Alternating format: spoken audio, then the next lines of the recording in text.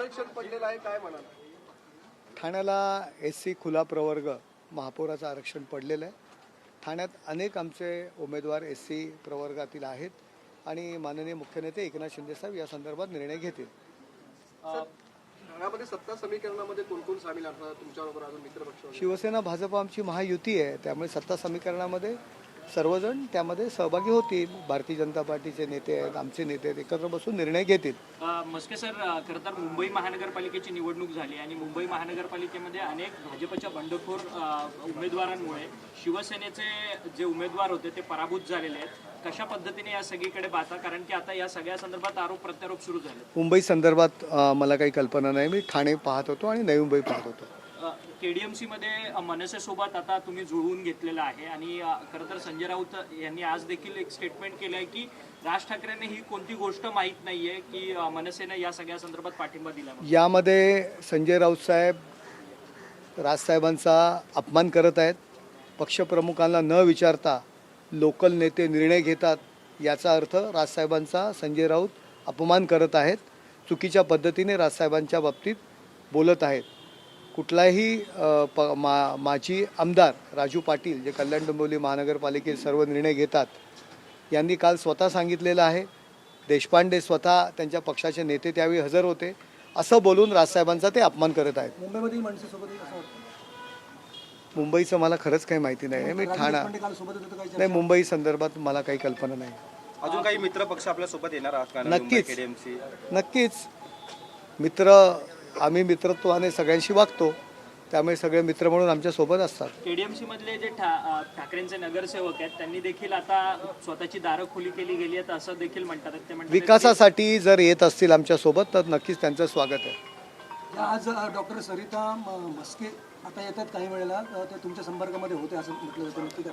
नाही, माझ्या संपर्कात ते पूर्वीपासून आहेत, परंतु त्या संदर्भात माहिती नाही. त्यांना जेव्हा शिवसेनेत त्यांनी प्रवेश केलेला आमच्याकडे, त्यावेळी मीच त्यांचा प्रवेश केला होता. त्यामुळे माझ्या संपर्कात आहेत की ह्या निवडणुकीत नव्हत्या, पण यापूर्वी त्या माझ्या संपर्कात होत्या. त्यांना शिवसेनेत आणण्याकरता मी स्वतः पुढाकार घेतला होता. संपर्कामध्ये असतील नाही, काही कल्पना नाही मला. सर, अमरावतीच्या अचलपूर नगर परिषदेमध्ये भाजप आणि MIM एकत्रित येताना दिसते. मला ठाणे आणि नवी मुंबई पुरतं विचारलं तर बरं होईल. मस्केजी, नवी मुंबईत देखील ठाकरे गटाला 1-2 जागा आणि मनसेला 1 जागा मिळालेल्या आहे. हे दोन पक्ष आपल्या सोबत असणार आहेत का? अद्याप काही चर्चा झालेली नाही आहे. बघू काय होतं ते. नवी मुंबईमध्ये काही महापौर बसवण्याचं काही तुम्ही महापौर पदासाठी निवडणूक वगैरे लढणार आहात काय? महापौर पदाची निवडणूक तर लढणार ना नवी मुंबईमध्ये. मग काय चमत्कार होण्याची शक्यता आहे? हे बघा, चमत्कार आणि हा विषय नाही, परंतु महापौर पदाची निवडणूक आम्ही लढणार. ठाणे महानगरपालिकेमध्ये भाजप तुमच्यासोबत सत्तेत येऊन बसणार आहे. महायुती म्हणून आम्ही लढलेलो आहोत, त्यामुळे सत्तेत ते आमच्या सोबत असतील. इथं नवी मुंबईमध्ये तुम्ही महापौर पदाची निवडणूक लढणार आहात, पण भारतीय जनता पार्टी सगळीकडे तुम्ही महायुती म्हणताय, तर नवी मुंबईमध्ये पण जर तुमचा महापौर झाला नाही, आता युतीमध्ये आम्ही लढलो नव्हतो. नवी मुंबईमध्ये आता मी निवडणुका झालेल्या आहेत, त्यामुळे काही भाष्य करत नाही. ठीक आहे, बघू काय करत. ही युतीमध्ये लढली नव्हती, मात्र तुमच्या सोबत आली, मग तुम्ही जाणार का सोबत भाजपच्या? कोणाच्या? नवी मुंबईमध्ये जो काही निर्णय असतील ते आमचे वरिष्ठ नेते बसून निर्णय घेतील. परंतु ठाण्यामध्ये देखील भाजपने महापौर पदावरती दावा केलेला आहे. निरंजन डावखरे म्हणतात की 2 वर्ष आम्हाला देखील महापौर. अरे, दावा करू शकतात ना. प्रत्येक पक्षाच्या नेत्याला वाटतं आमचा महापौर व्हावा, त्यांनी दावा केला तर हरकत काय, त्याला आमचं काही ऑब्जेक्शन नाही आहे.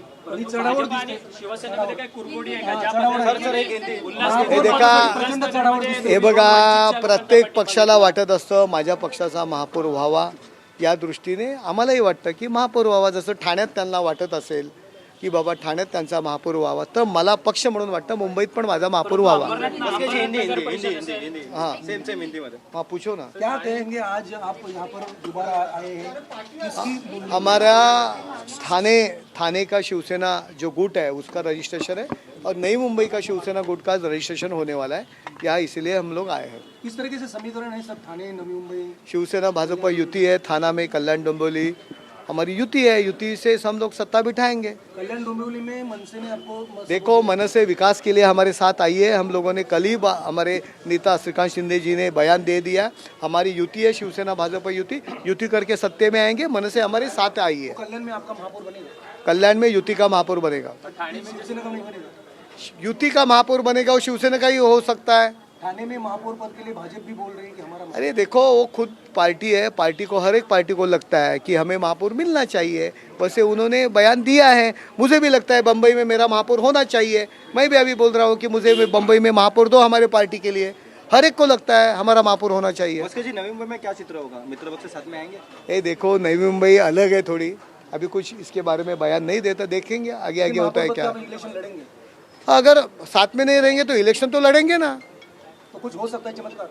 देखो, चमत्कार की थोड़ी बात है, लेकिन जो कॉन्स्टिट्यूशन में है, अगर युति नहीं होंगी तो महापौर का इलेक्शन तो लड़ेंगे हम लोग। बीजेपी और शिंदे शिवसेना में कुछ अनबन चल रही कुछ भी अनबन नहीं है, वो संजय राउत के लिए है, हमारे में कुछ नहीं है। बट अंबरनाथ नगर परिषद हो, उल्लासनगर में हो, आपने तो वहाँ पर अपनी अलग जो रणनीति है वो देखो देखो, जो राजनीति है, जो दोस्त लोग जुड़ते हैं उनको जोड़ना चाहिए, ये नियम है राजनीति का, वो नियम से हम लोग चल रहे हैं। बट आप भाजपा को धोबी पछाड़ दे रहे हैं। नहीं, किसी को धोबी पछाड़ नहीं है, मीडिया की न्यूज़ है, किसी को हम लोग धोबी पछाड़ नहीं दे अच्छा, रहे। ये एक आखिरी सवाल है, ये कंट्रीब्यूट होगा क्या मुंबई में 2.5 साल आपका, उनका ठाणे में 2.5 साल? देखो, हमारे नेता लोग निर्णय लेता है, मैं रास्ते के ऊपर का कार्यकर्ता हूँ, इतना बड़ा डिसीजन क्या होएगा ये मैं नहीं बता सकता। Thank you.